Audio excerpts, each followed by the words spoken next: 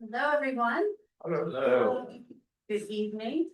So glad we could all be here this evening. My name is Nicole Smith. I work here at the History Center. And just a couple quick announcements before we turn it over to the program and to Kathy. This webinar is being recorded and will be available on the York County History Center YouTube channel. We have a couple of events coming up and programs they would like you to know about. Also, please check our website, yorkhistorycenter.org, for any upcoming programs. I'm going to start with June 8th, which is our South Central Pennsylvania Genealogy Society. The speakers are Jamie Norpel and Jim McClure. Maybe Jim could say a word about the topic for that. It's about Peach Bottom Welsh quarrying slate. And then on June 13th, we have an organ concert right here. And it's a free organ concert. The organist is Phil Cooper on our 1804 Tannenberg organ. Free concert. Then on June 21st, we have one of our big fundraisers of the year. It's called A Date with History, Lafayette's Bicentennial Ball. So if that sounds intriguing to you, please check that out. And then I'm going to invite Mike and John up to make a couple quick announcements about their upcoming programs. Hi, I'm Mike Rousseau, and I'm president of the Friends of the York County History Center. And before the genealogy meeting, Yes. June 5th, 6th, and 7th is our book blast at the Agricultural and Industrial Museum. We have thousands of books there, believe me. And we want to get rid of them. So June 5th, Thursday, is for members only. June 6th and 7th, Saturday, or Friday and Saturday. And we start off with paperbacks, $1, hardbacks, $2. And on Saturday, it's $1 a bag. Wow. So, yeah, so please come and support the History Center. I have some flyers on the desk there for further information. I think you might have mentioned it, but that the book blast will be at our Agricultural and Industrial Museum. Thank you. And I'm John Gottschall. I work here as a visitor and engagement associate, and I want to announce that on July 12th, the York County History Center will be presenting our second, hopefully annual Civil War event. This year it will be here on our site, down here in our lobby, and also at the Colonial Complex, July 12th from 10 a.m. to 3 p.m. It'll be a much bigger and better event than last year. We will have the 87 Pennsylvania that will be actually doing living history with some rifle exhibits and hopefully some interactive things with the kiddos.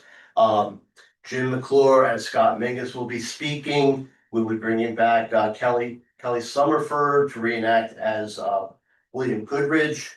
Lebanon County Cemetery and York County Civil War Roundtable will have tables there, but also making presentations. Hometown History, Jamie Nurple and Tommy Miller will be presenting down in the lobby, as well as Bobblehead George, a YouTube vlogger. They're teachers up in Northeastern School District, and they're excellent if you haven't checked them out, amongst other things. So I hope you mark July the 12th in your calendars. It will certainly be free, and we'll have better weather than we're having tonight. Thank you. Thanks.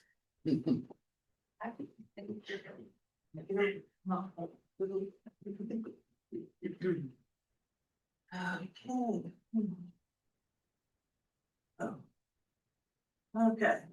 Well, good evening, everyone. Welcome to the May meeting of the York Civil War Roundtable. My name is Kathy Frill, and I'm the program director for the Roundtable. I'm actually the person who brought the Roundtable to the History Center in 2007. This year marks the 18th year of our partnership. Before that, we were Meet of Orders. We were formed in 1997, so that makes our organization 28 years old this year. It's a long time. We have never charged for membership, so please forgive us if we pass around a free will donation basket. We pay for our speakers, and the History Center provides us with this beautiful, wonderful new museum to meet in. You've probably seen the basket. I do apologize. It makes me embarrassed to have to ask people for money. It really does. Our speaker next month is Scott Mingus Senior. Okay, we all know Scott, he's spoken to us many times. His topic this next month will be the Philadelphia, Wilmington, and Baltimore Railroad in the Civil War. In its day, the Philadelphia, Wilmington, and Baltimore Railroad was one of the most significant railroads on the Eastern Seaboard, forming the backbone of service between New York City and Washington, D.C. Detective Alan Pinkerton rerouted President-elect Abraham Lincoln on a midnight trip from Philadelphia to Baltimore on the PW&B upon hearing news of a possible assassination plot. Confederate raiders periodically attacked the PW&B, burning vital bridges in Maryland. More troops and supplies for the Army of the Potomac traveled over the line than on any other northern railroad. Actor John Wilkes Booth frequently used the trains to reach his theater appearances. One of his last trips before he assassinated Lincoln was to see his sister in Philadelphia, perhaps to say goodbye. Come join multiple award-winning author Scott Mingus as he presents a PowerPoint talk on the PW&B during the Civil War years. And that's okay. Our speaker this evening is longtime friend of the York Civil War Roundtable and Renaissance man who revived the Civil War topic in York in 2003 with the publication of his book, East of Gettysburg, A Gray Shadow Crosses York County, PA. This book brought the taboo topic of York's surrender to the Confederates out of the closet and into the mainstream. His continued research on York County topics is an inspiration to us to never stop learning, even when retired. So, Jim's program this evening is titled How the American Revolution Intersected with the Civil War in York County. I'm going to read a description of how this program. Soldiers in the American Revolution and the Civil War marched across York County soil, something that few regions north of the Mason-Dixon line can point to. What are the local connections between the two wars, separated by about 85 years? James McClure will talk about links between these two significant wars in two different centuries at May's meeting of the York Civil War Roundtable, a topic with relevancy on the eve of the 250th anniversary of the Declaration of Independence and the Articles of Confederation. James McClure is a retired editor of the York Daily Record, York Sunday News, after serving in leadership positions at the news organization for more than 30 years. In that time, he also served as U.S. Today Network's state editor for Pennsylvania, Delaware, and Maryland, overseeing 6 daily newsrooms. He previously served as East Region editor for Digital First Media with oversight of 24 daily newsrooms. He was senior on-site editor for coverage of the Sandy Hook Elementary School massacre in Newtown, Connecticut, and the Boston Marathon bombing. He is author or co-author of 10 books on Yorktown history, including works on the American Revolution, Civil War, and World War II. In 2005, he was inducted into the Pennsylvania News Media Association Hall of Fame. He is a partner with Jamie Norval and Dominique Marie Miller in the streaming YouTube series Hometown History. So without further ado, please let's welcome Jim.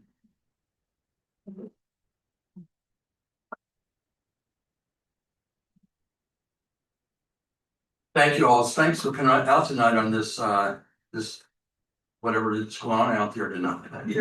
It's kind of dreary, but it's bright in here and it's nice and we're ready to go. I appreciate the kind introduction. I think, the Civil War Roundtable here has been a player in really reviving Civil War interest in York County. So, Kate has gets a lot of credit for that. Going back to 1997, I remember going there to Borders. I remember speaking there in Borders, so a long time ago. And this is really, for a speaker, this is really a prestigious opportunity. And I always do a new program here, so forgive me if this is the first time I've ever done this one. So I'm trying out new material here tonight. So, but one of the things I like to do as we go is I like to take questions as we go.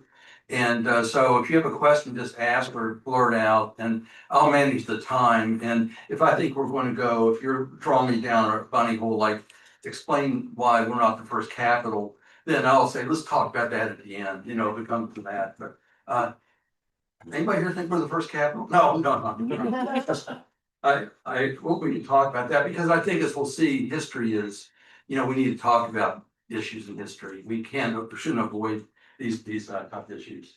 So let's go ahead and really this is what we'll do tonight. We'll talk about some 2020's anniversary projects, and then I'll talk for a second about my new book, Nearly Forgotten, the expanded book. We'll have a brief primer on the American Revolution, because I'm assuming that that many of you here might be into the Civil War and maybe not as much in the American Revolution, but we'll try to go through that quickly. A brief historiography of the American Revolution versus the Civil War in York County. Then we'll spend the bulk of the time on the intersection of the American Revolution and the Civil War in York County, and then welcome questions and comments throughout. So I like to show this because it really, maybe you've seen this before and you're tired of it, but this really does. The 2020 is really the golden age of talking about York County history, because off over there. You can see the anniversaries, these big anniversaries that we have, particularly the 250th coming up in 2026 and 2027. Then off to the right is kind of the hardware, kind of the museums that have gone up that this decade. Some of this comes from funding, state funding. This museum here received a large state grant, but many, just the generosity of the community. And you can see, so all this great stuff that's come on board, and we're not done yet. The Horn Farm rebuild will come up later this year. The Christmas Ag's History and Culture Center is supposed to stand up later this year, and then on. So you take those two things together, and you really have a powerful time to study local history in the 2020s. And you have people like John Gottschall over there who's bringing great programs on top of all this stuff, or alongside of all this stuff. So this is a grand moment. I did in 1999. I did the FAR book, Never Be Forgotten, in conjunction with the 250th of York County, and then 25 years later, which was last year, I did kind of an expanded version of it. And so it's called a general history. And in our 275 years, this is the general histories that have been done. General histories are really where you try to tell the whole story of the county, starting with American Indians and coming up to the current day. So, I've done books on the Civil War and done books on the American Revolution and so on. But this is kind of bringing it all together in one place. So many of you might be familiar with some of these books. The first one was Carter and Glossbrenner. But then we, maybe more of you are knowledgeable about George Prowse, that big, thick blue thing that are in many libraries and so on. And then we have George Sheets came up with general history in 1981. And then I've had in 1999, 2024, I did one. You have to really be versed in the whole spectrum of York County history. It's hard to do. It's hard to understand our vast history, and you still don't understand it. So, but you take a whack at it anyway, and then people can react. And so I think this is important that we have these types of sweeping histories on occasion. So here's some takeaways from tonight. That really one of the things that June Lloyd we always talk about, historian June Lloyd, all roads lead to York County, and the county is the center of the universe. It seems like everything in the world ties back to York County. We're going to see that tonight in a number of places.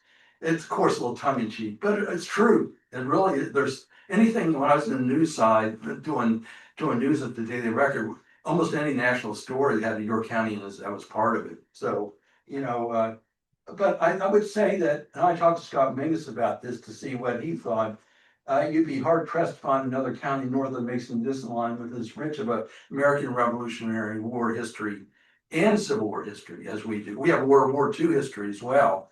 So if you're just talking about wars, so I'm not saying there aren't any others, but I have to think that through Adams County was part of York County, so they have that Revolutionary War history, and of course they have Civil War history. So, but they didn't have the Continental Congress meeting in that part of York County at the time. So, you can go back and forth on that. And Carlisle had some of both.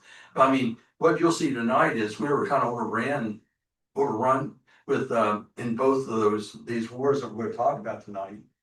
I think that the 250th anniversary will help us rediscover the American Revolution to run alongside of the Civil War and World War II. We'll talk about that.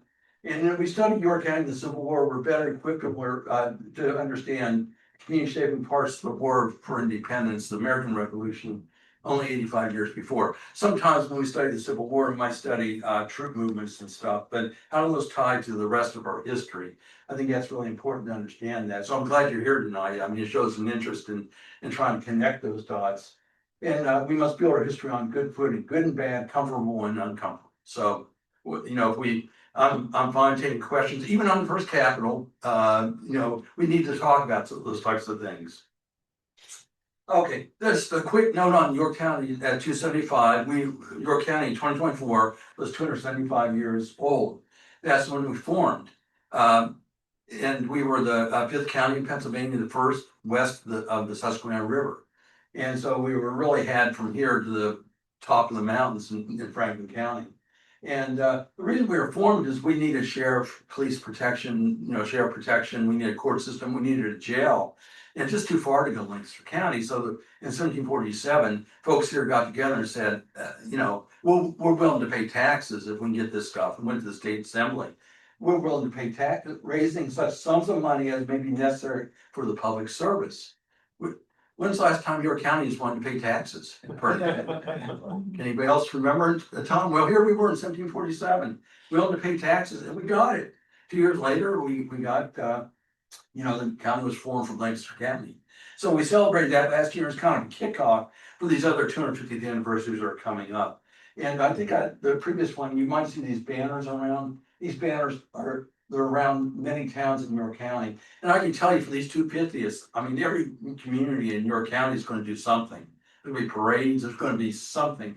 I mean, that's the 250th of our declaration, 250th of the Arts Confederation. This is a big moment coming up for us in York County. So here's the primer never can get that right. The primer part of the American Revolution. And so I apologize if this is old for some of you all, but we, you know, we start really here because we're at the 250 mark right here with the shot heard around the world up at Lexington and Concord. That's the first shot of the American Revolution. And then a year later, roughly a year later, the Declaration of Independence was declared. And then a year later, a little more than a year later, Continental Congress got forced out of Philadelphia. That was Continental Congress, the ruling body. It was a little different than Congress today, but it was really the guys that were running the country at the time. They got, you might know about the Battle of Brandywine. The British came up and ran the Continental Congress out of Philadelphia. They came to Lancaster for a day, then came here for 9 months. Yes, sir. What's the significance about Crispus Attucks? Yeah, thank you. I was taking a shortcut there and you called me on it. Good for you. I was actually going to hit it a little bit later on. But in 1770, that was the Boston Massacre. And Crispus Attucks was the first to die. He was a black man who died, you know, in that. There's 5 that were died. British troops opened fire on the crowd there in Boston. And some people think that was the opening shots of the American Revolution. It's certainly the start of the buildup of the American Revolution. And of course, that's germane to us here today because Crispus Attucks is a major organization in town here. So in 1770 you had that, and then 5 years of coercive tax and the bad relationship with Britain caused us to rebel. And that's when we had the face off on Lexington and Concord, and so on. So, you know, here we are. That's a good question. Thank you. You know, here we are in September 30, 1777. And I say the Continental Congress struggled here in New York. They're kicked out of Philadelphia in the middle of the night. They went to Lancaster for a day, kicked out of there. There was no room at the inn, basically. Came across the Susquehanna, struggled in New York on that day, stayed here for 9 months. And there's really 2 things that went on here, 3 things really, but 2 things that were key is we adopted the Articles of Confederation, which, what were the Articles of Confederation? Why do we care about those as Americans? A preamble to the Constitution. Yeah, forerunner of the US Constitution. It was our first Constitution. Experts outside of your county say it's the first Constitution. So the Articles of Confederation is 13 articles put together And France liked that. They said, those guys, those states can work together. They can actually agree on a constitution. And we used that to prosecute the war. And then the victory of Saratoga, we weren't winning battles in those days. So that we won up in Saratoga, New York. And so France said, those guys can win on the field. They can get together and make a constitution. They can win on their field.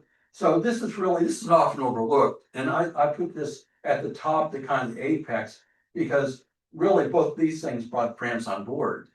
And they were in York County. We ratified the treaties with France in York County in 1778. So there's the Declaration of Independence, the Articles of Confederation, and treaties with France. We had 2 of the 3 here. You know, big deal in that 9-month period. It was a tough time. We'll talk about this. It was a tough time, that 9 months. It was the winter that, the Continental Army was at Valley Forge, to help you understand that dynamics. Anyway, at the end, I say we strutted out there. Continental Congress strutted out there. The Continental Army was remade in Valley Forge. Through that hardship, they were remade. And the Continental Congress strutted back to Philadelphia because the British moved to New York, and then they moved down to South Carolina and started working north after that. If you ever saw the Mel Gibson movie, The Patriot, that shows the British trying to come up from the south. They were taking their battles from the south, coming north at that point. And then, so you've heard of the Battle of Monmouth. That we fought for a draw there after losing before this, all these battles here. George Washington finally got a draw, and then British moved south, and we had the Cornwallis surrender at Yorktown, Virginia, about 3 years later. So that's broad brush. That's really quick, but it gives you an idea of where this was really a major point. I always like to show this. This is a painting. The History Center has 16 of these, 17 if you count Lafayette. And these were hung in 1927 on poles outside, oil paintings, I believe they are, outside. And they were kind of billboards around town. And the History Center, probably, I'm assuming there's already 1 or 2 that are downstairs they're showing, and there's a lot of other ones. We have the curator in chief here tonight, Nicole Smith, and here's lobbying to show all 17 of them. So, but this James Smith, this is him in his law office, where kind of Fulton Bank is today on South George Street. And this shows the courthouse where Continental Congress met, right in the center of the square. What's down there now next to Cador's Creek is a replica put together in 1976. So, and then the snow, so I always say it's the same snow that fell in Valley Forge. So it gives you an idea. It was a cold winter. It wasn't coldest on record, but it wasn't a great, colder than tonight, that's for sure. And we know how much we don't like tonight. So this is 271 days, all part of 4 seasons. Another question. Yes. Camp security, what was that? Yes, I may have gone too fast on that. Camp Security was a British POW camp. Remember the British are coming up from the south. And so the prisoners from Saratoga and elsewhere were down in Charlottesville. So they were concerned that the British would recapture their own prisoner. So they moved them back up here into a stockade and out in Springsbury Township. And you might have caught the news that they've located the camp now. The post holes and so on. They know where the stockade was now. So that happened in 1781. They stayed there for 2 years. I've heard various estimates over the years. There's at least 1,000 prisoners, British prisoners there, not German prisoners, British prisoners. So that's where they were there for 2 years. Any other questions on that? I'm going at lightning speed here. Okay, so this gets back, we're back up to 1776. And this is where I was talking about this Richard Henry Lee.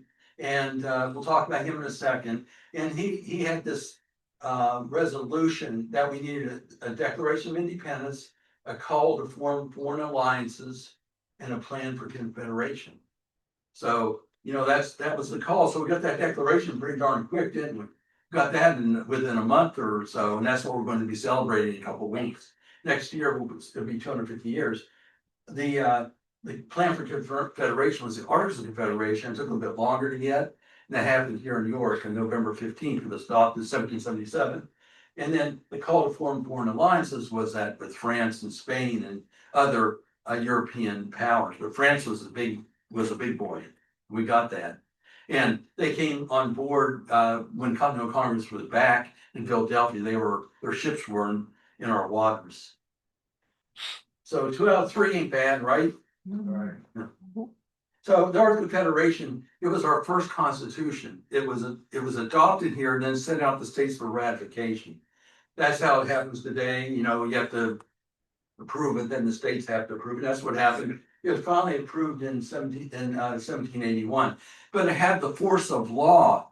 Really, that's what the country operated between 1777 and 1781. It's how we prosecuted the war with this document. So it was not nothing. It wasn't a piece of paper. It was the way that we governed after it was adopted here in 1777. This is interesting. This is one of the murals in York. It's on the side of the Elks building.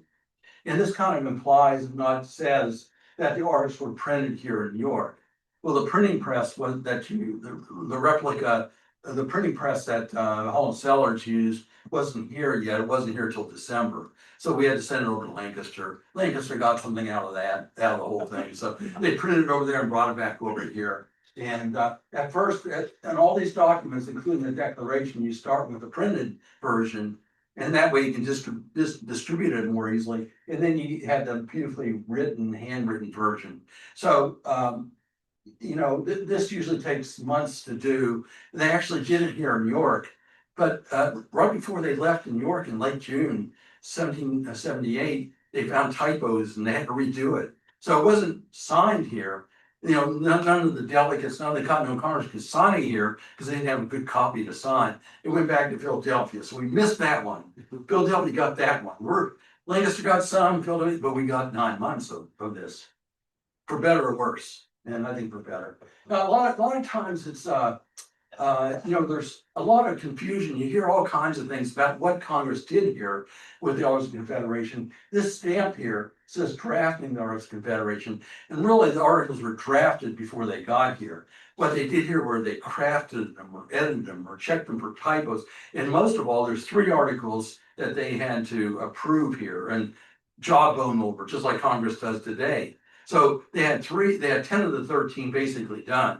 They had 3 to do here. You know, in negotiations, you always do the easy issues first. They got down to the tough ones here. We can go into those if you want, but that might, you know, glad to do that. So this stamp here, imagine that, drafting, I would just say simply they adopted it here or agreed upon the Articles of Confederation here. That's probably safer. If I was pressed, I would say they crafted it here and edited them here. And then this is a French alliance that, you know, that's right. That came out in 1778. So I'll pause for a second. That's a fast American Revolution history here. This is a Civil War Roundtable, so I didn't want to overdo that part. But we'll get back to, believe me, we'll get back to the American Revolution here a lot. So, okay, just a brief historiography. We talked a little about this with the Civil War Roundtable coming on board in 1997. And, you know, let's see, the colonial era is and was a big deal in York County. And we know that. Why? Because we know we go to the Yorktown Hotel, we eat at the Colonial Coffee Shop, we drive on Duke Street, Queen Street, Princess Street, and all that. And we even go to the Prince Street Cafe. No, that came later. That doesn't count. You know, there's a national writer who came here and did a book. It's called it's Neil King, and he said that the Prince Street Cafe. He let me see a draft in advance. And he said Prince Street Cafe is on Prince Street. I go, no, it's on Market Street and kind of Georgia Market there in the square. He said, well, it's the Prince Street Cafe. I said, yeah, it came over here from Lancaster, you know, but it's, you know, so my editing finally saved someone embarrassment, you know, so anyway, think about the York Revolution baseball team and you think about, but what I want to do is talk for a second about the murals. These are 18, these big murals that went up between like 1995 and 2003. And this was the 250th mural in 1999. This mural here. It's on the side of Columbia Gas Building, maybe on West Market Street. And what's the focal point of that? All York County. It's all York County, but if you had to really say there's one place that they wanted to emphasize, what would you think? Or the courthouse. Yeah, right here, right in the middle here. American, and that ain't bad too, that's at the top. But the American Revolution. So 3 of those 18 murals were on the American Revolution. The only Civil War mural was this little one back on, it's still there, back on Cherry Lane. So what does that tell you about what we thought was the most important part of our history? We have 18 murals, we voted 3 of them. We also devoted 3 to World War II, I should add. But how many from those 18 were in the Civil War? 0, except for this mini mural, which is a whole separate set tucked away on Cherry Lane. So it goes to show that, you know, we really did have this big, and it's a good thing, we really did appreciate and enjoy in our American Revolution past. And, but in the last 25 years with the Civil War Roundtable, someone got Mingus' stuff, a lot of Scott Mingus' stuff, all this stuff, we kind of changed, and really what John Gottschall's doing in July, we kind of changed, and now we're talking more about the Civil War. I think that's a healthy thing, but in the process, we kind of, there's aren't people doing a lot of work on the American Revolution now. There's a gaping hole there for anybody that really wants to dig in the American Revolution. There's an opportunity there to write about it, to however you would communicate what you do. So, you know, this 250th anniversary might be a chance to catch up on the American Revolution. You know, and now it's kind of in the background, and so we have an opportunity here. Any questions on that? Anybody want to disagree on that? Yes, John. Who are those bending the ties in the bottom of the mural? Who do you think they are? I'm gonna go with you and Scott Mingus. Scott wasn't here until later. That is me with a lobotomy, yeah. And that's a guy named Tom Schaefer, who did an awful lot in local history around here. So he was active in the Civil War Roundtable at one point as well. So yeah, we were there signing books. So yeah. I think the fact that the Civil War wasn't represented was because of how York Yeah. surrendered it. Yeah, and that's a big discussion. We'll talk about it in a few minutes here. But you probably heard and I didn't want that to dominate this evening, but we can if you want. But, you know, York basically surrendered to the Confederates whenever they were approaching right before the Battle of Gettysburg, undefended and so on. But what we did, unlike any other town, is we went out and rode out 10 miles to the near past York Airport and surrendered the town. Not a good look. And, you know, and so if you have the opportunity to talk about the American Revolution as a community, and you have the opportunity to talk about World War II as a community, what are you going to do versus the Civil War in which the community surrendered? So what happened in most of the 20th century was wasn't much discussion on the Civil War. And it was what I was talking about with Kate here, the Civil War Roundtable. A number of different things came along that really propelled the Civil War in the community's mind. Now, if you're in Hanover and Wrightsville, you had big celebrations, you know, because there's battles there, and in Hanover they surrendered the town too. It kind of sat there and said, you know, have at it. We only need troops, but they didn't go right out to surrender the town. They kind of stood in the middle of town, which in retrospect is what we should have done. Yes, Kate. 84 was not, we were talking earlier before the meeting, about York natives, how long have to live here to be a York native, Yeah. that little thing. Okay, he was from Maryland. He was a very young man. He was not a York native. So why don't we just scratch him and say, you know, York wasn't responsible for what he did, because he was in the York. Yeah, there's what Kate's talking about is a guy named Amy Parker Estates. I say catalyzed the surrender because he impulsively went out and did a preliminary surrender, brought it back, and then the town's fathers had to say, well, we're going to tell General Gordon out of the Farmers Post Office, we're going to tell him that that guy doesn't know what he's talking about, or, you know, that's not a good look. And so they basically went out and formalized the surrender. And so we were kind of pushed into it by this 20-something budding businessman who was mainly interested in, he talked a little bit about the women and children, but he's more interested in his business, keeping his business afloat. So so all that, Scott, you brought it up, and one of the things I always will say, if we don't talk about the Civil War, which we did for most of the 1900s, 20th century, what don't you talk about? You don't talk about the Civil War, what don't you talk about? Underground Railroad. Underground Railroad, sure. That's a big deal because race. Underground Railroad's about race. You don't talk about that. So, so I think that set us back. That surrender set us back to not talk about Civil War, not talk about race.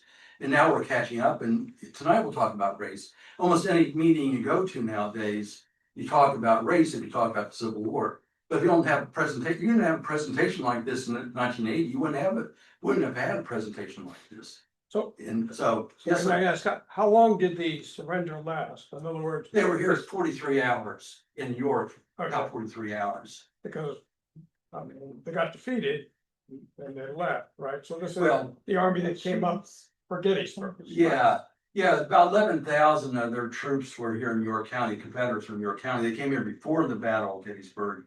They sprawled across York County, tried to get across the bridge in Wrightsville. Bridge burned, they couldn't get across. Then they were gathering for the battle in Gettysburg, so they counter marched from the banks of the Susquehanna and Wrightsville all the way to Gettysburg.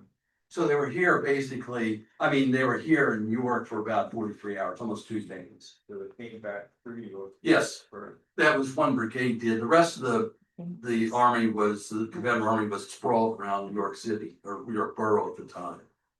Yeah. So, so they were here, but then they called back and many of them lost their lives. Many of them that were here lost their lives in Gettysburg. Okay, so now we're going to go on to the heart of what we want to talk about tonight. And so we're really bridging 2 wars here. We have one monument, and one way to talk about that is with the York Rifle Company, which was an early responding rifle company from 1777 or 1775 when they responded up to Boston after, in the siege of Boston after conquering Lexington.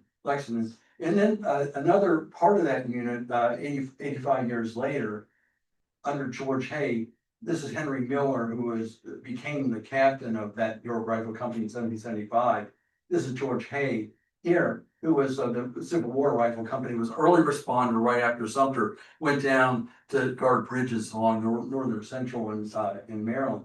And they're kind of brought together up to the statue at Salem Square in the western part of York. And so the statue is kind of a multi-purpose statue. One thing I'll point out here is that, this is again from those 16 3.5 by 6 foot paintings that History Center has. This shows Henry Miller, and these are the riflemen, or they're sharpshooters, they're snipers really. They're light infantry, and they were shooting at a base on the barn there. So, it's really, they were very good marksmen. So we have one unit, and then the statue went up in 1912, and then you can see, unfortunately, I had cut what best I had and cut the guy's head. And in 1912, and even in 1912, they elected new officers. And I didn't follow the trail, but the York Rifles were incorporated, or still maybe around as part of some army unit, because in World War II, they were part of a larger unit, and then they might still be around for all I know. I didn't track it there, but that might be a good project for someone that's interested. But 2 anniversaries of the old York Rifles. So in York County, we were really economized here, got 2 wars into 1 statue. That statue's still there. You go there, it's really quite interesting to see that. Now, this is the one spot coming together and coming apart. This is the main, if you don't remember anything else, this brings together many of the things that we talked about here. And we're only partway through our presentation. So I'll just tell you this is the part that really interests me a lot. And of course, the Continental Congress met in that courthouse in the center square, and that's where they adopted Articles of Confederation. Articles of Confederation. Confederation. What's Confederation mean? means coming together. It's the 13 states coming together. Okay, in that same spot in the middle of Continental Square, right? You can see that, see the square today, look in the middle, this flagpole flew when the Confederates came into town, they took it down. And what did that mean? How did the local folks picture that? Yes, John. I like to point out the civilian holding the horses of the Confederate officers. I believe that's D.A. Small. Yeah. Yeah, this is Lewis Miller showing the scene.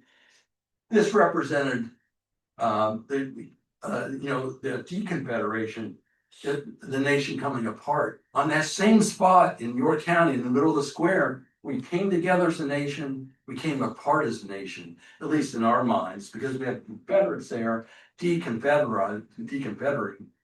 the word is, deconfederation taking place. Now, this shows this shows the surrender house near farmers that we talked about. Parker went to Abbottstown, then the town fathers met and did the surrender out here in farmers. And this is the gentleman, Ray Langham, behind that lives there today. And in John B. Gordon, the general's memoirs, he talks about how he had milk before he went into New York from these big jugs, that were up to their neck in chilled water in the basement of a farmhouse. He didn't say where that farmhouse was. Well, this is the farmhouse here, because when you go down in the basement, there's a spring down there. And, and it's now, the downstairs has changed, but there's a spring there running all year round down there. And so this is the house he stayed in. Now, I point this out for two reasons. One is if you wanted to tour that house, you can. I think he charges $5 a piece. So, was that? That's not. It's not much, no. And so I think if you went out there as an individual, you probably could just do it. If you really wanted to, I mean, just there, just reeks of history. Just wonderful. And the other thing is, he's a Coast Guardsman, retired Coast Guardman, and he flies the flag there. So I think it's just, and he knows this. He knows this history. He says, yeah, they might have surrendered here, and they might take on the flag there. I'm flying my flag here. It's neat. Just great coming together of several things. What's his name, Jim? Yes, What's his name? Ray Langham. If you contact me, I can give you his email, and I'm glad to do that. Is that house on the historical register? No, there's no marker. You have to know where it is. And that's a really, really good point. There's been some talk about putting a historical marker near there. The road's too narrow to have people pull off. The point is probably. Okay, you go to Farmers, there's a place called Locust Lane off to the left as you're going towards Gettysburg. You go back there until and the house is off the road a little bit. Let's see. And if you see a house, you'll see it looks just like it did in the old pictures. So if you need more information on it, just email me. I'm glad to get you there. Okay, so a couple things that are at play here too is that Richard Henry Lee, he was a big part of the Confederation. In this great business with yield a little to each other, he was part of the Continental Congress. So he voted for to adopt the Articles of Confederation. So on such terms, we can never confederate. We should not rigidly insist on having everything correspondent to the partial views of every state. On such terms, we can never confederate. Well, we can use that logic today, couldn't we? Yeah. So, but Richard Henry Lee, he was the first cousin 2 times removed from Robert E. Lee. So what's going on there? Well, Robert E. Lee's troops are taking down the flag and deconfederate. They're undoing the work that the kinsmen did. They're saying, Richard Henry Lee, you had a noose around your neck, literally, if you had been caught. And you gave your life for this confederation we call the United States of America. And when Robert E. Lee goes and takes down the flag, his men did under his command. That interesting? That's interesting to me. Is that interesting? No, I hope so. Yeah. This is in York, right in the middle of York. So other stuff, maybe this isn't quite as interesting, but the people of York knew this. At the 50th anniversary in 1826 of the Declaration of Independence, by this guy named Charles Barnes, and I'll just read this because this is really interesting. The various events of the Revolutionary War, we need not at this time particularly recount. They are within the experience of the aged. They are matters of history known to the young. They present to our view a series of bold and daring adventures from the first resistance to tyranny, the final triumph of independence. So he's saying, hey, the old people know this firsthand, the young people know all about it too. So whenever they deconfederated in 1863, here we have, just as the bells rang, the cry was heard, they are coming. How do we feel? Humiliated, disgraced, and so on. So there's tears shed. When the Confederates came here to town, people cried. They understood what was going on. They understood that we were undoing what the country had come together on that very spot. And I wrote, this is me writing here. They have been schooled since infancy about the sacrifices made by America's founders in the 45 by 40-foot courthouse in the dead center of that square. So it was only 85 years. That's World War II time frame for us. Our parents were in World War II. We understand World War II, and they understood the American Revolution. They understood what was going on there. So anyway, you can see what I'm doing is I'm tying together American Revolution with Civil War. And I'll be doing that for the rest of the time here. In those days in York County, the majority party were called Copperheads, which were peace Democrats, and they were anti-Lincoln. And so they basically didn't think that what their motto was, the Union as it was, the Constitution as it is, and the Negroes where they are. So the majority view, we were anti-Lincoln, we voted against Abraham Lincoln two times. Our view at the time was, slavery isn't our problem. We don't think that all this is worth splitting the nation over. It's just not. We want peace. And so, so they basically look, and so I'll just show you this. This is Lincoln's Gettysburg Address, and the local paper, the anti-Lincoln York Gazette, said Mr. Lincoln made a joke or two. That's how they characterized his address. They carry a paper from Philadelphia in which they said that, and the Democratic paper in Philadelphia said, with the groans of the wind still resounding in the air, the corpses of the slain still unburied, the bereaved still clad in the emblems of mourning, and their tears still flowing, these men meet to laugh and joke in election year.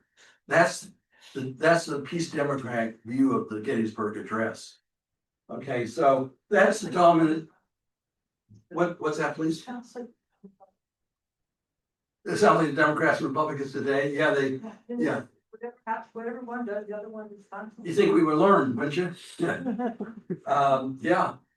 So really, there was Confederation. What we basically had was the Constitution. Let me just go back here real quick. Oops. So basically, they backed the Constitution, and the Declaration of Independence was what the Republicans backed, and those that weren't peace Democrats, and that weren't pro-South. Other people, the people that voted for Lincoln, looked for the Declaration of Independence. How do we know that? Because Lincoln, as Gettysburg Address said, 70 years ago, that's how he started. That meant 1776. That's what Lincoln was looking at the Declaration, because of that clause in the Declaration that all men are created equal. So if you were a Lincoln person, you would take that point of view. If you were a peace Democrat, you would look towards the Constitution as it is, right? So here we have the U.S. Constitution. Here we have 3/5 compromise was in that, basically determined that 3 out of every 5 slaves were counted when determining a state's total population for legislative representation and taxation. So the U.S. Constitution allowed for slavery. The Declaration of Independence said all men are created equal. So depending what party you're with, depending on what text you look towards, Abraham Lincoln looked towards the Declaration of Independence. But then people would read the Bible and justify their slavery because of slavery in the Bible. Right. Yeah, it was okay. Yeah. Complicated issue, no doubt. But there were a lot of people in America at that time who saw the evils of slavery. It might have not been an easy issue to sort through, but in other words, Lincoln got elected both times, and he was seen to be, if not anti-slavery, at least he was it may not have been top of his agenda at first, but it became so. And so he was elected both times. Okay, so other things between the two boards, the Susquehanna has a barrier. The Susquehanna, running right here between Lancaster and York counties. Lancaster was spared some difficult moments, and York County was overran twice. And the reason for that was the Susquehanna, in effect, kept the British at bay. The British sitting in Philadelphia, if they wanted to capture Continental Congress, they would have to navigate that Susquehanna River in the winter, mile-wide winter. River. Now, it doesn't mean that the Continental Congress were at ease and really felt, oh, we're safe, because they called for a surveying of the river, and they found all the fords and the ferries. They brought all the boats on under this bank here, so they were concerned about capture. But basically, it kept the Continental Congress in York County and the safety of York County because that river was there. Then they kept the Confederates at bay to the west. When the Confederates came across, this bridge was burned, as you can see. Confederates couldn't get over to Lancaster County. So the river basically worked both ways. It kept the British out, it kept the Confederates in, you might say, west of the river. So just an interesting thing. There's a lot here.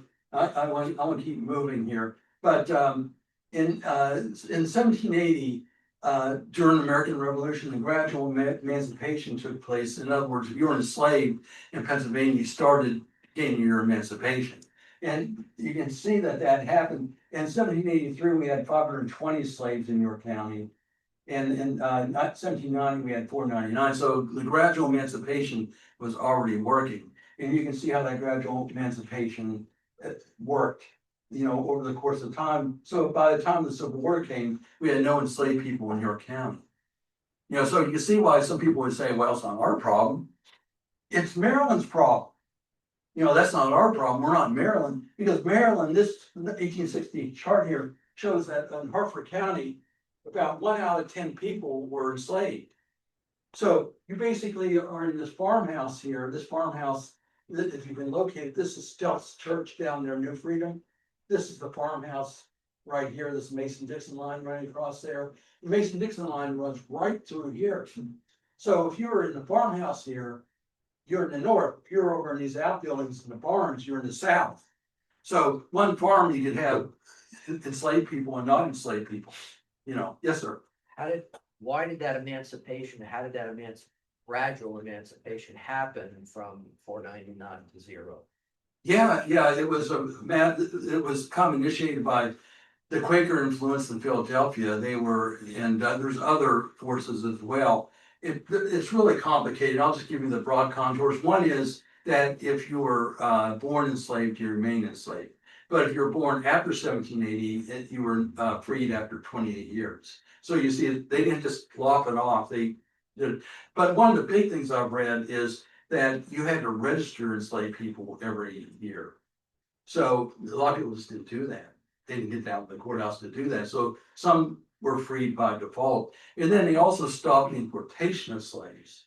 So there's no fresh coming in there. And there's other things as well, but that was the main contours, and it worked. I guess if you were enslaved, you wouldn't say, well, I have to wait so long. But that was but Pennsylvania was the first state where that happened. Massachusetts and so forth later on did that. So, slavery might not have been our problem in York here, but it was a problem here just over the border. So how can we say, it ain't our problem, and these folks were in Maryland when were they free? In 1865, at the end of the war. And what are the other free persons, all other free persons? That they are all, those would be all enslaved people, or blacks, African Americans. There might have been, there weren't Latinos in those days, but there might have been other nationalities. But I've read that really, in essence, they were all blacks. And just to make things, I'm not never going to get through all this, thank heavens. But we were number one in number of enslaved people in Pennsylvania. There's a lot of reasons for that. But number one in Pennsylvania, York County. We were number two in freedom to Philadelphia.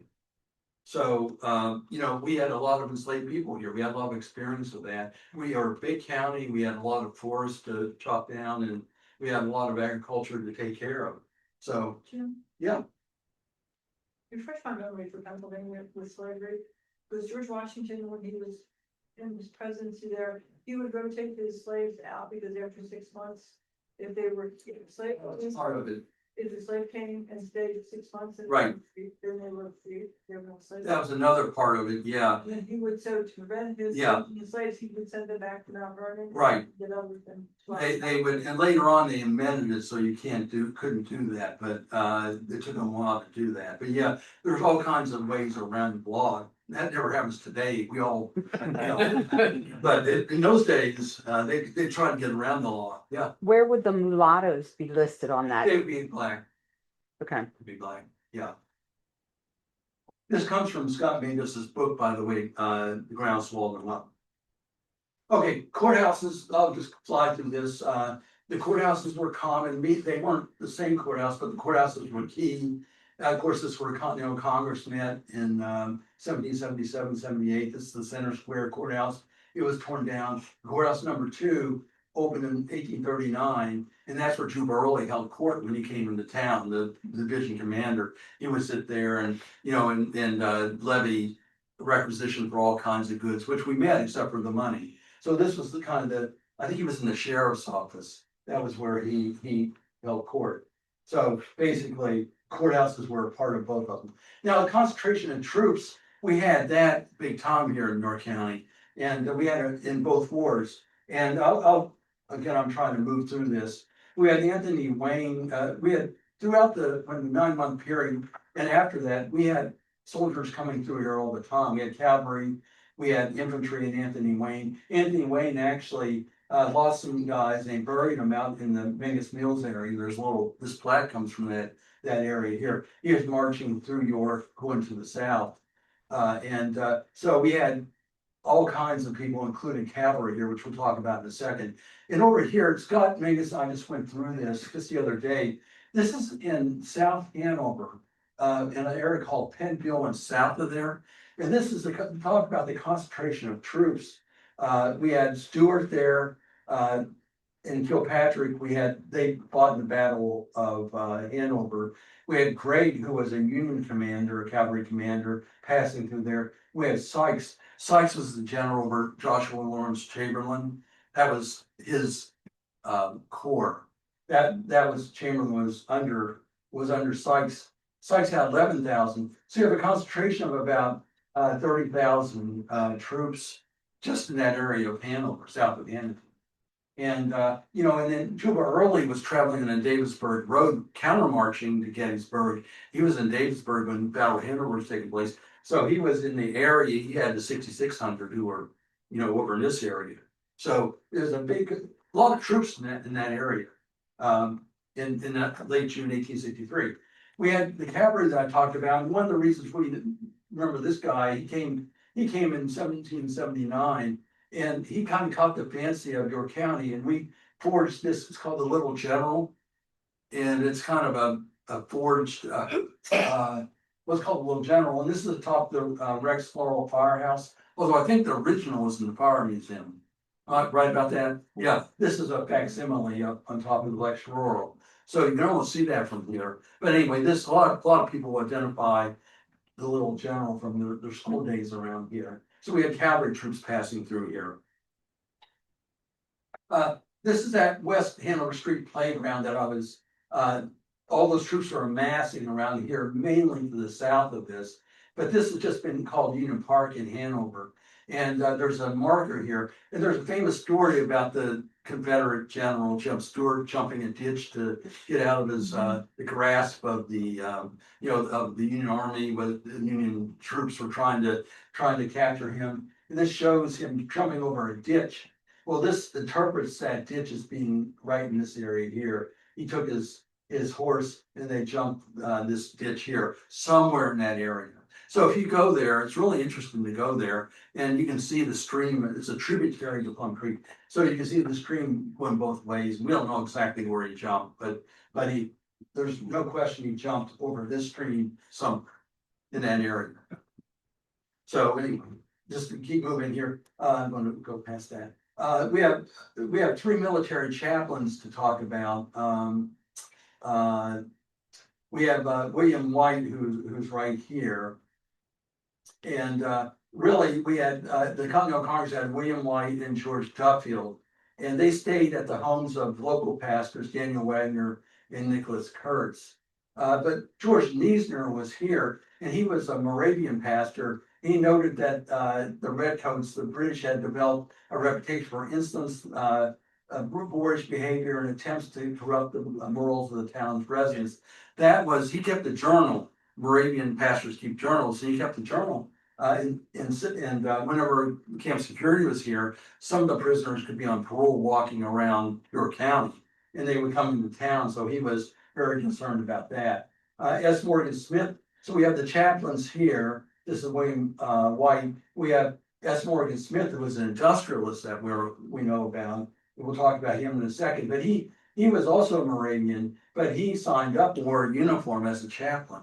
So you have the pacifist Moravians here, kind of dubious of the war and not really wanting to contribute to the war effort. Here we have, 85 years later, we have S. Morgan Smith that actually donned a uniform. Didn't fight, he was a chaplain, but still, you can see that kind of the change over time.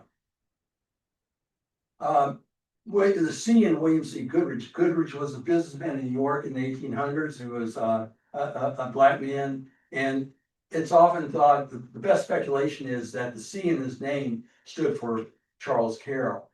Charles Carroll was here in New York, and he basically helped adopt the Articles of Confederation, which confederated our states. So he was the oldest signer and died of the Declaration of Independence. He died in 1832. So it was thought that Goodrich was born enslaved on Charles Carroll, one of his plantations, one of his farms in Maryland. And that C in William C. Goodrich's name stands for Carroll, or stood for Carroll. We'll probably never know, but that's always a footnote that you'll read. So there's again a connection between the two wars.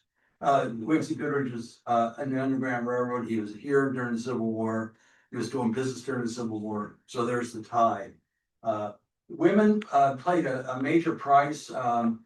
John Adlam wrote in his diary. He wrote was actually a book. With men away, York became a town of men above 50, women and children. The town lay quiet, shops closed, business stood still. Continental Congress until Continental Congress got there, and then the town was a mass. People were massing here. They'd have the Continental Congressmen.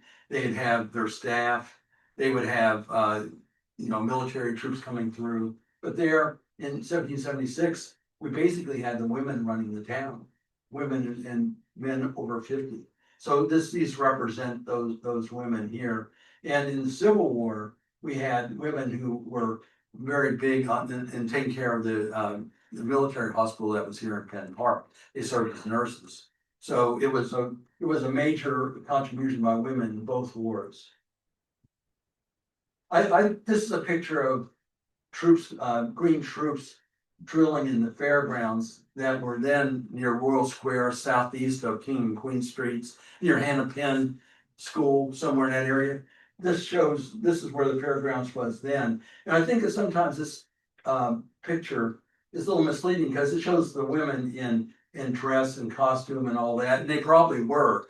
But the women in town in the Civil War did everything. You can see Mark Snell, a scholar, said the women in York pitched in with enthusiasm, forming what may have been the first women's organization, collecting and making stocking shirts, bandages. So they may have their days out, but they spent a lot of time, taking care of the wounded in the military hospital we had here. We had prison camps here. In the Revolutionary War, we talked about camp security already, at some length out in Springsbury Township. But also in the American Revolution, we had British prisoners staying in the first York County Jail. This was at King Street and South George Street, about where York Federal is today in that area, or the City Hall today in that area. So British troops, so we had those two. And then prisoner of war camps in the Civil War. This building still here in Washington Hall. It's actually right near where that jail was. And there's a military hospital at Penn Park, as I mentioned, and Confederates wounded were treated here at this, in this building here, rather than at the, with the Union troops at the military hospital in Penn Park. So, we had prisoner wars. There's also any time that you had Union prisoners, like in Dover and Wrightsville, you would have, you'd have really POW camps, as Scott Mingus likes to point out. Anytime you had pens holding prisoners, they were really POW camps. So both wars had POW. What was another war where we had POW camp in your county? World War II. World War II. Yeah, where? It was in Southern York County. Stewartstown. Yeah. Yeah, there's markers up there in Stewartstown. So we had POW camps in all three wars in here. So you can't make this stuff up. We just have all this stuff going on in York County. I'm gonna just pause for a second, catch my breath. Questions or comments? I know we're running a little late. I'm cognizant of that. I'll wrap up here, but any questions or comments? Yes, sir. Where was the first shot fired? Lexington or Concord? Well, the other question is who actually fired it? British or the American troops? I believe it was in Concord. You tell me if I'm wrong about that. Arguments going back and forth Yeah, between the two towns. yeah. There is thought that the first shot was fired by an officer because it's a pistol shot. And so it'd probably be a British officer, some people would say. And that's the best, but in terms of which town it was, there's some debate about that too. Shot heard around the world. Yes, sir. So some of was John Adams, was he here? Some of the other, Right. how about Thomas Jefferson was? Yeah, they were- really good question. Yeah, Adams was here, Samuel Adams was here, John Hancock was here. All three of those folks lived, they left after 30 days. And after it was clear that the Arts Confederation were going to go through, they didn't stick around, so they left around November 1st, somewhere in that range. And Henry Lawrence from South Carolina, it's not well known, was the president for Hancock's place when Hancock left. Thomas Jefferson was never, he was down in Virginia at the time. He was part of the Virginia legislature, so he was never here. George Washington, he was here after the war, or then before the war, Jefferson, and Washington was here after the war, but not during that 9-month period. Yeah, good question. Yes? How about were the York Rifles involved with the War of 1812? Yes, thank you. Yeah, that's another war. They did some work down in Baltimore during the War of 1812. Yeah, the York Rifles, they may have been involved in some way in the Mexican War. That was the other question. Yeah, and the details of that, I don't know. I know that in the biography I read the other day about them, it included all those wars.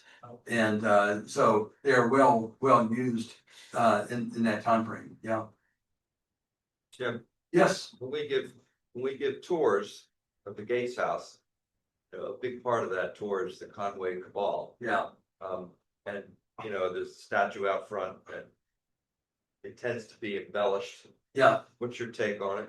My take is that it happened there, that the toast actually did happen because Lafayette wrote about it. And but what I don't think is it made that much of a difference. I think the cabal was already losing steam at that point. And so I never write that it was a turning point in the Conway Cabal. Conway Cabal is loosely a conspiracy to get rid of Washington and put Horatio Gates into office. And so there's a famous toast that took place here. So there's some debate over whether the toast ever took place or whether it even took place at the tavern there or at the Gates house. I tend to think it did there, and I think Paul Joutrick, who was a York College professor studying it, came to the same conclusion. I just don't think it made that much of a difference. And that's where it's been embellished. But there is a lot of contributors on that.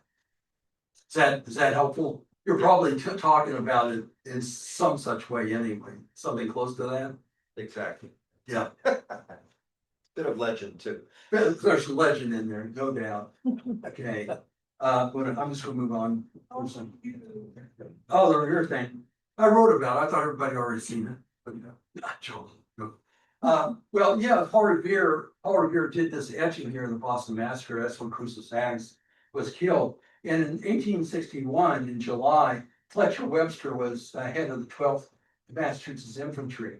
And he was going through York County, and they stopped at Glen Rock to eat their breakfast and load the rifles and so on. They were going down to DC because this was after Bull Run, the first battle of Bull Run. And so they're going down to DC to add to the troops down there. And this Fletcher Webster was son of Daniel Webster, of course. And so he was a little suspicious about the pace of the locomotive was going. So he asked a private in his regiment if he could pilot the train to Baltimore, and the pilot was Nathan L. Revere, great grandson of Paul Revere. Can't make that stuff up. There's a perfect story combining the American Revolution and the Civil War. Isn't there a lot of connectivity? Only 85 years. Is that good?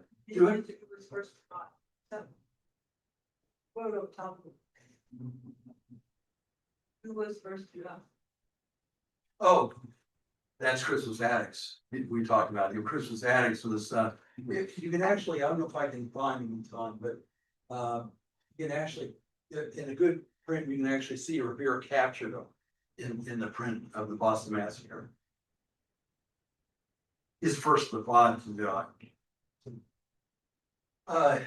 Conscious objectors, we had those in all wars, and in both wars, we had Pastor Neeser, who said government would not, in the American Revolution, government would not compel anyone to do anything contrary to heart, conscious in opinions. And then Jonathan Stayer has come up with these stats for the Civil War, that York County was 6th highest among Pennsylvania's counties. Pennsylvania led the nation in number of conscientious objectors during the war. And Heidelberg Township was lead with 33 conscientious objectors in the Civil War, according to Jonathan Stayer. So, just interesting. So both wars we had people who wouldn't fight because of conscience. Any Amish? Would that include any Amish? Yeah, it would have, but in those days we wouldn't have had very many Amish, we would have had Mennonites. And probably Heidelberg Township, well, we know it does. There's a Mennonite church, Bear, that's out in that area, Bear. And so there are Mennonites and Church of the Brethren. There's one in Black Rock, for example. There's one in Bermudian, the Bermudian Church of the Brethren. So in that area, we have a lot of the pacifistic Germans out of there, but not very many Amish in those days. Okay, I wanted to talk about this. This just talks about some of the discord that took place in town. And this was the famous story of an Anglican pastor. Anglican pastors had to take an oath to the king, so they couldn't really renounce that, or they could, but then they have renounced an oath that they took. So and Daniel Batwell was dumped several times at Doris Creek. Then they made him ride out of town in that condition about 12 miles before he got any clothes at all. And then time passed. I love this. And this treatment grew. Authorities captured Batwell in his bed and took him and the bed and all to the prison. It's not really funny, but it's kind of interesting the way they wrote that. They took his bed with them. I don't know if the prison didn't have beds, but the prison would have been, we saw the prison a little bit earlier. Okay, war changed York County. The war really did change York County. Wrapping up here, folks. And we have a couple thoughts on that. Here's Paul Doutrick, who I talked about a little bit earlier over here. He said York's response to the new elements from the American Revolution resulted in a fundamental social change. Though some traditional ways were common throughout the town, by 1790, York is no longer a peasant German village. You ever think about that? Paul Doutrick called York in the American Revolution a peasant German village. Interesting. I talked to Jean Lloyd about that one time. She kind of blanched a little bit about that. I mean, we're more advanced than a German peasant village. But Germans spoke on the streets, and we only had a handful of people in the town. It wasn't well populated. Since we only been a county from 1750, 25 years. So we weren't really developed. We were in the middle of nowhere, really. So he called us a German peasant village, but he said that war brought us into the American mainstream. And then June Lloyd writes, I think this is right. She writes that American Civil War, which came home to Pennsylvania in the summer of 1863, had a substantial impact on Pennsylvania German culture Pennsylvania German men were uprooted from their familiar communities. Even those who escaped battle saw other places and met Americans different from themselves. They were no longer Germans who could get along speaking Dutch. They were without speaking Dutch. They are Americans and their lives can depend on the ability to communicate with fellow soldiers. So that really moved us ahead. And we know during the Industrial Revolution, we had these giant companies that started right after the Civil War. So the Civil War made a difference, and the American Revolution made a difference. Both wars made a difference in our town. Now, wrapping up with this is the Mifflin House, which is out in Helm Township. And this is being developed. There's an open house, and you can go out and walk around the grounds in the next weeks coming up. And this was an Underground Railroad site, and it also was a Confederate artillery position in the Battle of Wrightsville. This is on a knoll outside of Wrightsville. This is Route 30 here. This is the river right here, and the bridge is going across, or the one bridge going across right here. This is the Wrights Ferry Bridge here. So this is now being developed as a visitor center and a gateway to this area. And this map here, Scott Mangus did, shows the Mifflin houses right here. And this is about Wrightsville, and it shows the battle lines for, these are Union lines right here, blue lines here. It shows the Confederates line right here. The Confederates would have had a gun emplacements on this knoll here. And you can see in this shot here, great shot. This is where we're talking about the Mifflin house in that knoll. You can see the shot to the river there. For no wonder you put in artillery pieces, two pieces up there and shoot in the river. This is what they're going to build there. They're going to build a deck that you can get up to and see and actually see the river from the Mifflin house. So this is one of the projects that are going to come up in the 2020s, and you can get out there in the next few weeks. So here we are where we started, and just a few minutes late. I'm sorry about that. Questions or comments?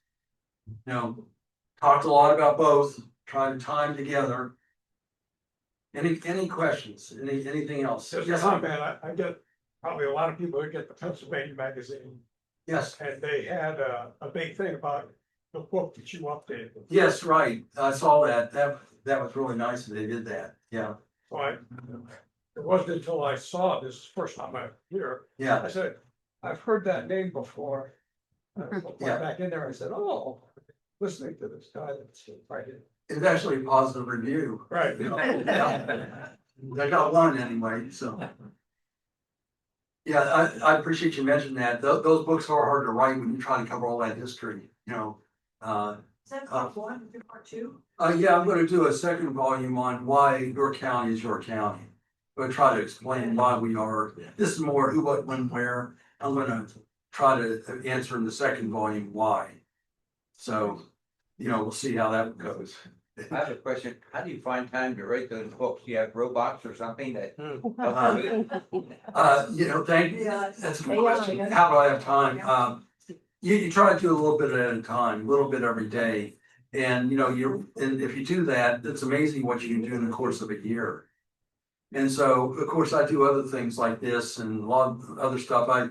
If you are on the Facebook group Retro York, I moderate that, and I'm really I was telling beforehand, if you're on Facebook, there's a big discussion taking place all the time about history in York County, and it's not just on Retro York, but that's the one I do. There's other groups as well. There's groups. Every community has a Facebook group where they're talking about history. So if you like New Freedom history, you can go there. So if you're not on Facebook, consider that, and because I can tell you all are into history here, you wouldn't be out on a night like this if you weren't. But but you would, if you really enjoy history, you can see all this stuff. I mean, like since I've been in here, there have been, I don't know, 10 or 15 posts that I haven't been able to see yet, and comments and all this stuff taking place even when I'm here. That's good. It's like the heartbeat of the historical community beating all the time. So it's a wonderful thing. You find that most of it is true, or you see, because Yeah. can be so much deception. Yes, the group is, I don't know how to say this, but the group knows the rules of the group, and there isn't that vitriolic stuff going on for the most part. But if I see stuff that I just know isn't right, then I can go on and say, actually follow this link. I mean, it's a fire hose, and so I only can do a certain amount. But when I look at it, I feel pretty good about what's going on up there. Because people that are closer to some of this stuff than I am are posting, and like, we have experts on Jefferson Borough, who are posting about Jefferson Borough. How could I ever know that type of detail?